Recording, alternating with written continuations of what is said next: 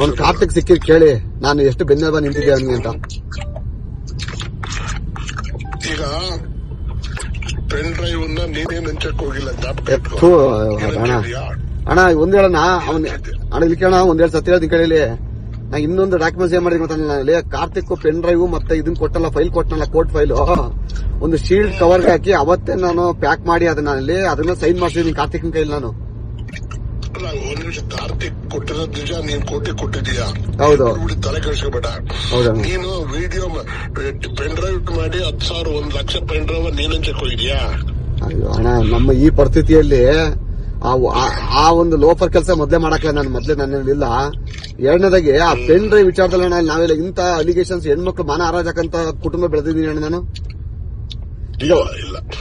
ಇವತ್ತಿನ ಅಣ್ಣ ನಾ ಎಲೆಕ್ಷನ್ ಸೋತ್ಮೇಲೆ ಫೈನಾನ್ಸ್ ಎಷ್ಟು ಕಷ್ಟದಿದ್ದೀನಿ ಅಂತ ಅಂದ್ರೆ 1 ಲಕ್ಷ ಪೆನ್ ಡ್ರೈವ್ ಅಣ್ಣ, ಒಂದು ಪೆನ್ ಡ್ರೈವ್ ಏನಾದ್ರೆ 200-300 ರೂಪಾಯಿ ಕೊಡ್ಬೇಕು ಮಿನಿಮಮ್.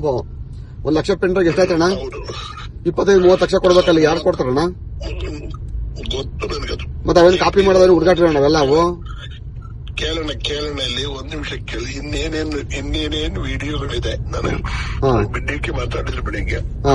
ನೀವ್ ಏನೇನಿದೆ ನಮಗ್ ಕೊಡಿ, ನೀವೇನ್ ತಲೆನೇ ಕೆಡಿಸ್ಕೋಬೇಡಿ. ಅವ್ರನ್ನ ಬಲಿ ಹಾಕಕ್ಕೆ ಗೌರ್ಮೆಂಟ್ ತೀರ್ಮಾನ ಮಾಡ್ಬಿಟ್ಟಿದೆ. ಅವನು ಎಲ್ಲಿ ಅವನು ಡ್ರೈವರ್ ಒಂದು ಅಫಿಡೇಟ್ ಸೈನ್ ಮಾಡಕ್ ಎಲ್ಲ ಮನೆಗೆ ಅವನು ಏನೋ ಹೊರಗಡೆ ಕಳ್ಸ್ಯಾರ. ಸರಿ ಅಣ್ಣ, ನಾನು ಒಂದು ಅಪ್ಲಿಕೇಶನ್ ರೆಡಿ ಮಾಡ್ತೀನಿ ಅಣ್ಣ. ನಾಳೆ ಅಣ್ಣ ಬಿಗಿಯಾಗಕ್ಕೆ ಏನ್ ಮಾಡ್ಬೇಕು ಅದ್ ಮಾಡಿ.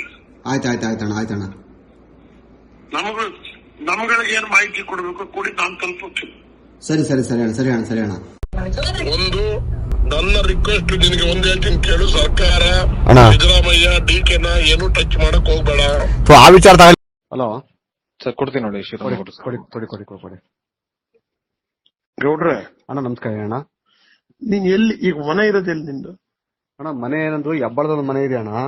ನೀನ್ ಈಗ ವಾಸ ಎಲ್ಲಿದ್ಯಪ್ಪ? ಈಗ ನಾನು ವಾಸದ ಪಿಸ್ಟೆ ಟ್ರಾನ್ಸ್ಪಿಟಿ ಅಣ್ಣ. ಇಲ್ಲಿ ಬೊಮ್ಮೆನಹಳ್ಳಿ ಅಂತ ಹೇಳಿ ಹೊಸಕೋಟೆ ಹತ್ರ ಬರ್ತದಣ್ಣ. ಹೌದಣ್ಣ. ಅಲ್ಲಿ ನೀನ್ ಸದಾಶಿವನಗರಕ್ಕೆ ಬರಕ್ಕೆ ಎಷ್ಟೊತ್ತಾಗತ್ತೆ ಅಣ್ಣ? ಇಲ್ಲಿಂದ ಹೆಂಗೆ ಮಾಡಿ ಕೂಡ 1:30-2 ಗಂಟೆ ಆಗುತ್ತೆ. 1.5 ಗಂಟೆ ಅಂತೂ ಆಗೇ ಆಯ್ತದೆ ಅಣ್ಣ. 1.5 ಗಂಟೆ ಆಯ್ತು. ನೀನ್ ಅಷ್ಟು ದೂರ ಹೋಗಿ ಉಳ್ಕೋತಾರ ಬೆಂಗಳೂರಿಲ್ಲವ? ಏನ್ ಮಾಡ್ತೀನಿ ಅಣ್ಣ, ಸ್ವಲ್ಪ ಸಿಟಿ ಬೇಡ, ಊಟ ಕಳ್ಸ್ಬೋಣ ಅಂತ ಇಲ್ಲಿ ಅಪಾರ್ಟ್ಮೆಂಟ್ ಹೋಗ್ರೆ. ಇಲ್ಲಿ ಡಿ.ಕೆ. ಸಾಹೇಬ್ರಿಗೆ ಕೊಡ್ತೀನಿ. ಕೊಡಿ ಅಣ್ಣ. ಏನ್ ನಡೆದಿದೆ ಎಲ್ಲ ಕರೆಕ್ಟ್, ಉಳಿಕೆದೆಲ್ಲ ಬಿಡು, ನಾವಿರ್ತೀವಿ. ಕರೆಕ್ಟ್ ಆಗಿ ಸ್ಪಷ್ಟವಾಗಿ ಹೇಳಿ. ನಾಳೆ ಏನಾಗುತ್ತೆ ಅನ್ನೋದ್ನು ಆಯ್ತಾ ಇದೆ, ನಿನ್ಗೇನೇನ್ ಡೆವಲಪ್ಮೆಂಟ್ ಸಿಕ್ಕಿದೆ ಅದೆಲ್ಲ ಹೇಳು. ಕೊಡಿ ಅಣ್ಣ. ನಮಸ್ಕಾರ ದೇವರಾಜ್ ಅಣ್ಣ. ನಮಸ್ಕಾರ ಅಣ್ಣ, ಚೆನ್ನಾಗಿದೆ. ಈಗ ಕಂಪ್ಲೇಂಟರ್ಸ್ ಅಂತ ಬಂದಿದ್ರು ಅಣ್ಣ, ಅವರು ಬಿಗಿ ಇಲ್ಲ ಅಣ್ಣ. ಅವರಲ್ಲಿ ಒಂದು ಸ್ಟ್ರೈಟ್ನೆಸ್ ಇಲ್ಲ. ನಮ್ಮ ಹತ್ರ ಇರೋರು ಸದ್ಯ ಅವರಾದ್ರೆ ಕರ್ಕೊಂಡು ಒಂದು ದೇವ್ರಿಗೆ ಹೇಳ್ತಿದೀವಲ್ಲ.